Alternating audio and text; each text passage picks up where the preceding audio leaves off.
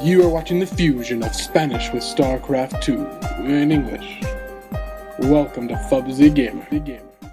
Good morning and welcome to another game from Fubsy Gamer. This game is a game featuring Fubsy Gamer spawning as the red Protoss in the top position of Blistering Sands against Pherzhus, the blue Zerg spawning in the lower position of Blistering Sands. Now today I wanted to show you guys how I play against the Zerg players. I picked up some tips from other really good players, especially White Raw and Huck. White Raw and Huck are very strong, very good Protoss players. There are a lot of others, but from those two I learned a lot of little tricks on how to play against Zerg. One of the first things you have to worry about on any map, not so much on this map, because this map has a really long rush distance. You have to go down here, you have to go all the way down the ramp, you gotta come all the way across here, cross a lot of terrain, tons and tons. It's a really, really long way to go. Up this ramp, boom, that's where his base is.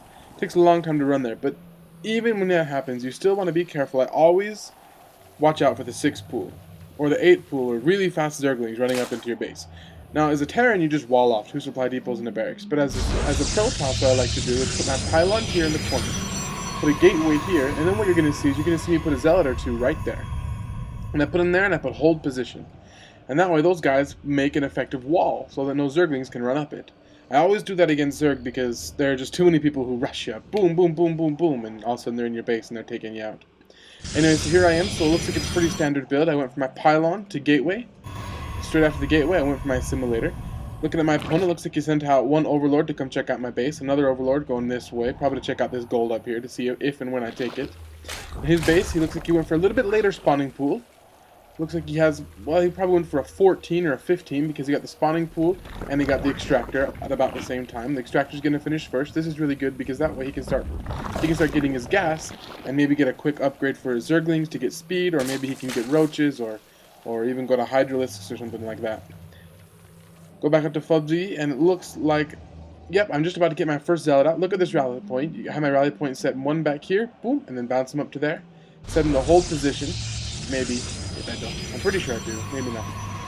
Set him to hold his position there, and that way Zerglings can't run up. My zealot's in the way. And the interesting thing is, when Zerglings run up this ramp, they funnel in. They try and get past this zealot right here, these 2 zealots. And all of a sudden, instead of getting 6 or 8 or 12 Zerglings against 2 zealots, it becomes 1-on-1.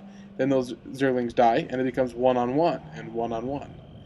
And that way your zealots last a very long time while you get your stalker out or whatever it is you need to do.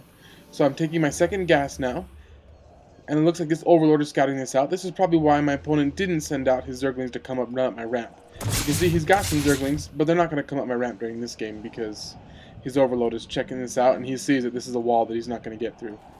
So my opponent, he's very smart. He has his queen, he's spawning his larva, going for roaches, pretty fast roach. Now, ever since that nerf they had in the beta, for those of you who didn't play in the beta, roaches used to only be 1 food. Only used to cost 1 supply, and they were very strong. But now they cost 2, and that really limits your capabilities of what you can do with the roach. It's still really good against things like maybe like a Terran siege, or maybe against those kind of immortals, that kind of stuff. But they're not as strong as they used to be because they take so much food. You have to create so many different overlords. Now I've got another pylon here, and I've got my cybernetics core building. That's to get my stalkers out and start getting my warp gate technology. Very important. Doesn't matter who you're playing against. You want to get your warp gate technology about as soon as you can. Now here my opponent, because he saw the wall in, looks like what he's doing is he's going for roaches. Doesn't have too many Zerglings. Where are those Zerglings? Oh, here's this. 1 Zergling there, 1 Zergling here at the Zelnaga Watchtower. That's always a good idea. That way you can have some vision of the middle of the map, just in case I try and run air units over the top or anything like that. So because he couldn't rush into my base, my opponent chose to go for a quick expansion, which is really smart. Zerg, they can expand really, really fast. So he's got his expansion there, put his roaches up here to guard this little tunnel way, this little passageway, just in case I try and run in there. What I'm doing is I'm doing a classic White Raw. I learned this from White Raw in the Day 9 Daily, where you hide a pylon in the corner of your base and drop a Stargate right next to it. This way, if my opponent, his overlord, I made sure his overlord was out of my base before I did this. And if he were to run in some Zerglings or run in some roaches up my ramp, he's not going to see this. This is too far away. And if he tries to float his overlord in, I just gotta cross my fingers, or maybe that he'll come in this way, or that he won't see it, or that I'll have my void ray out in time. So I'm building up my army. I've got 1 gateway there. Looks like I've got my cybernetics core, and I've got my Twilight Council building up, trying to get some fast stalker blink.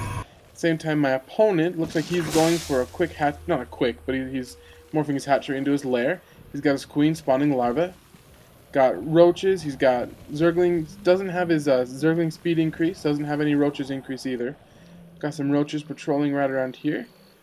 His hatchery just now creating his first queen and a drone. Just going to start mining out this hatchery. Trying to get this expansion mine saturated as quickly as he can to try and get the economic advantage. I'm only at 1 base still, while he's at 2. Please click anywhere on the screen to continue to part 2 of this match.